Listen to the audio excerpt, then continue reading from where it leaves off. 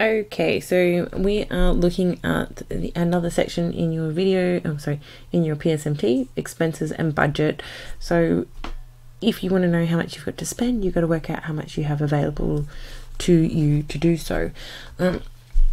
This is something that's very useful, even outside of an assignment. So the first thing you should be doing is actually considering like the things that your person or your assignment's going to consider. You want to look at, so remember this is a university student, they're paying board, they might want to get some clothing, they've got to pay for their travel allowance, so they might not have a car yet, they're paying for their food, and one of the things about living away from home is that you've got to pay for the electricity, you've got Netflix and so forth, but because they're like paying board, they've got like a $50 household monthly thing agreement with their I guess the person who owns their property. So, and then they've got remaining money for savings and phone. So you might want to work from that. So the thing we need to realize is that your spendings will have different intervals or when they occur. So what we want to do is make sure that we have them all in the same frequency timeline. So how much per interval, like per week, per month, whatever, and whatever the case is, you're going to stick with that. So what we're going to do is we're going to do the same kind of thing again. We're going to have the expense.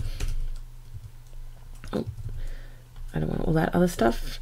We're going to have the interval, so how frequently it occurs, what it is, like its cost per interval, or per interval, and then any notes that you might have on how you calculated it. So an expense like this is $100, oh sorry, board, the interval is weekly, and it's $100.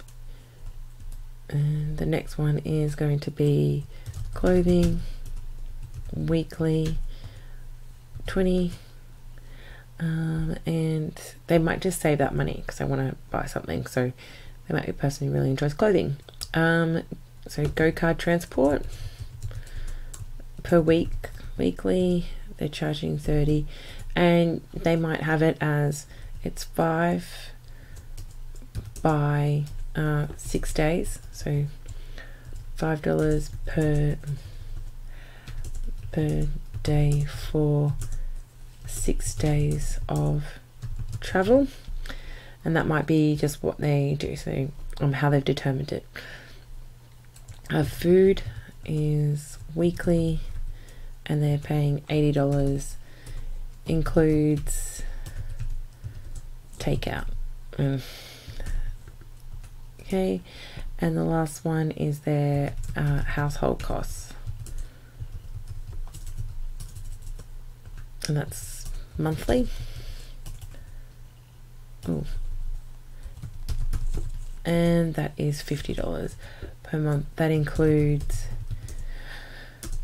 electricity, their Netflix subscription, and internet. So that's what they might have. So they've got to pay for those kind of constituents. So what we have here are those intervals. I might insert a column here instead. I know it's a bit hard to see with that there, but I just want you to keep that on the same sheet. All right, so what we're going to do is we're going to make one of these the same unit. So it might be easier, I don't know, you might prefer to do it weekly. So you're going to have to convert one of these things to a weekly amount, but you might find it easier doing a monthly, considering most phone plans are monthly unless you're going prepaid or postpaid. So what we're going to do is like the cost per month, and in that case then you would go equals I3 times, remember, so 52 divided by 12. Well, it's alright, we'll fix that in a sec, and do that for all the others. Oh, don't need to do that for this one though.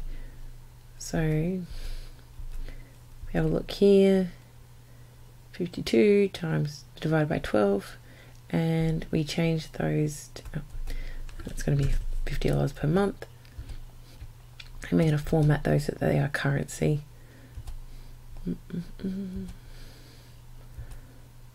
There we are, looking nice now.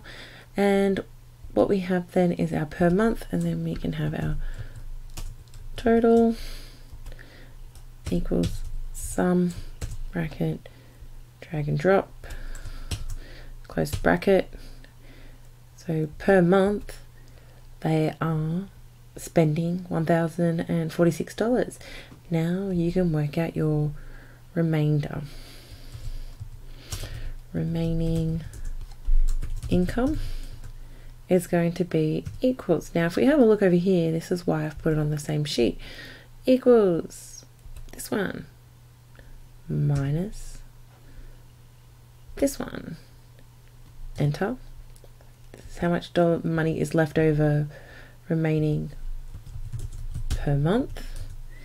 And if we want to find out how much it is per week, we are going to take this one, times that by 12, and times that by 12 and divide by 52. And we've got $81 left over per week. And we have a ballpark here. Do some estimations. You could do it the other way, and you'll find that's about $80 left over. So perfect. There we go. You've got now the amount remaining at the end of all your expenditure that you need to have. So up to you whether or not you spend all $350 on your phone per month or something else. So if you want, you can change the color of those and make that a different color.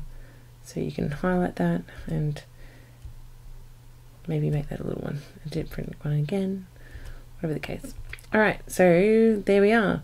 That is how you calculate your expenses and identify or calculate your remaining values. All right, stay awesome.